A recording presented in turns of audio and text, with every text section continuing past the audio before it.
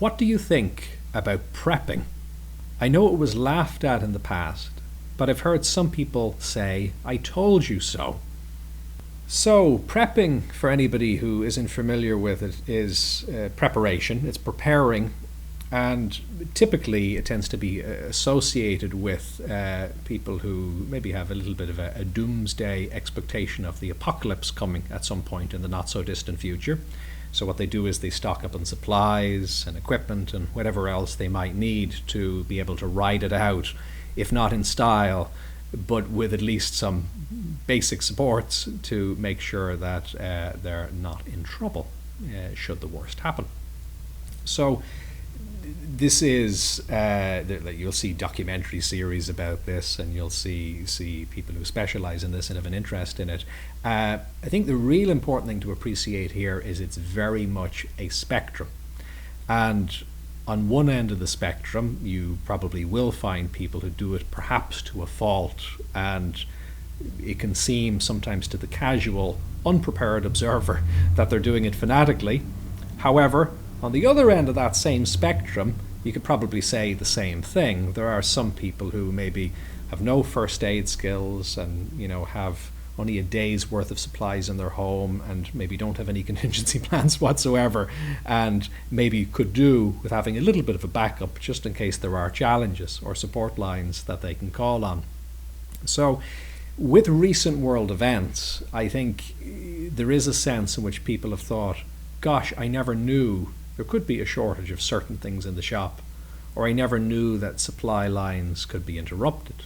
Now, to be fair, in recent times they've been interrupted, but they certainly haven't collapsed by any means. For the most part, things are carrying on. Certain items, of course, might be a bit hard to get, but I think reasonably the world has responded quite well from a supply chain point of view and got back on track. There are certain things like webcams that it's still pretty hard to find, but the basic necessities that we need, pretty good work, I think, has been done in keeping the show on the road in that sense. But it is true that, and I find this particularly, I enjoy working with people of different generations, clients in their 90s and then clients who are in their 20s and any number of other age groups. And it is interesting, I suppose, how sometimes we can take for granted, if we haven't lived through world wars or other challenging situations, we can take for granted, I suppose, the availability and the continuity of certain things. So in recent time, there has been, I suppose, a bit of "I told you so" by some people who made it their life's work to be rather prepared. And sometimes that includes underground bunkers and large supplies, air filtration systems, and you name it. There's some fairly extreme measures you can go to. So the question then is, how do you think about this kind of thing? Does that make inherent sense? Or is it a bit over the top? Or is it somewhere in the middle, how to think about it? So the example I like to use here is that, look, preparation is really important. And ultimately, of course, it's up to you, is the answer to this question, to do whatever you want. It's entirely up to you. But preparation is, I think, something we all do anyway. And a good example of this is fire extinguishers. Most businesses and homes and other facilities have fire extinguishers, maybe sprinkler systems, particularly in commercial buildings, fire blankets, etc. Now that's a form of prepping. And is that over the top? You could say, well, maybe I've never had a fire. Why bother getting this equipment? Why do businesses get it inspected? What's all that about? But we can see that it's rather proportionate, because although it mightn't happen that often, when it does happen, it is a significant problem. So it's worth counterbalancing it by having measures in place. But what I think is particularly significant and particularly useful about the fire extinguisher example is that it's more the psychology or the mindset behind it. Because there may be somebody who has fire safety equipment and somebody who doesn't. And then there may be somebody who thinks about fire all day and somebody who doesn't. So probably who we want to be is we want to be the person who has fire safety equipment but doesn't think about it or worry about it that much. Every so often, of course, they might check in and make sure everything's okay. But they're not devoting their attention to it. They're not waking up thinking fire and they're not consumed by it.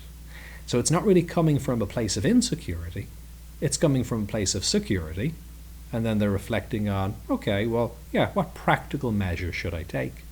And there may be regional differences to this. It may be that there are certain supplies you should have in certain parts of the world because supply chains are particularly challenging. It may be that, yeah, maybe we should have a lot of government guidelines are suggesting, a little bit of food in the house, at least to get you through a few days. If you don't have enough to get through the day, and, if there's severe snow, or if there's, problems, the water supply goes off, some basic steps, like having the fire extinguisher, some basic steps can be taken, and that's fair enough. Now the follow-on then is, well, okay, but how far do you then take that? So we've established that you're approaching this from a calm and collected place. You're not worrying too much about this, but maybe you are taking some basic steps to be prepared. How far do you go? So I think a useful way of framing this is that it's really more about prioritizing. Because in a sense, you could say, well, why not be prepared in every imaginable direction? But there's a limitation of your time. There's a limitation of your energy. There's a limitation of your resources. There may be financial limitations, and so on and so forth. So the problem is, if you prepare a lot in one direction, in a sense, you may be unprepared in other directions because you're not accounting for those things. So let's say somebody decides that they want to be a really great prepper, and they spend all their time and energy and money preparing supplies and goods. But if what they do is they then take that attention away from their relationships and connecting with other people, then they may be in a really difficult position because, come challenges, it's not just supplies and goods that you need, but it's people. It's that social connection. It's the support of people who care for you, and your capacity to care for them is also going to make you feel good too.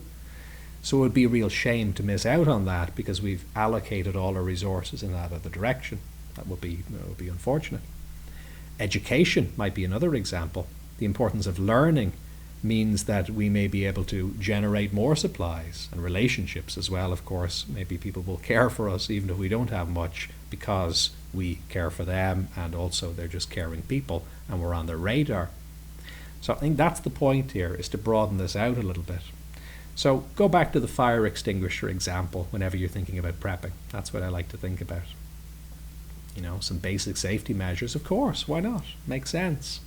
However, you're probably not going to have your own fire brigade. You're probably not going to have several fire tenders, the large ladders, a big water tanker, and a crew of people on standby. That's probably a bit over the top, unless you've got major resources. Airports have that, so you can do that if you want. But you're probably not going to go the other extreme either and have no fire extinguisher and not give a thought to it at all. Some basic equipment could be useful in those circumstances. But again, it's coming from that place of ease and playfulness. You do a little bit of assessment. What could go wrong? Okay, put the measures in place. Great. Now back to living and back to enjoying the present moment. If you found this valuable, do like, subscribe, and share. And what's your experience? Do you have any questions or topic suggestions? You can contribute in the comments, on social media using #bodymindself, or at jfl.com.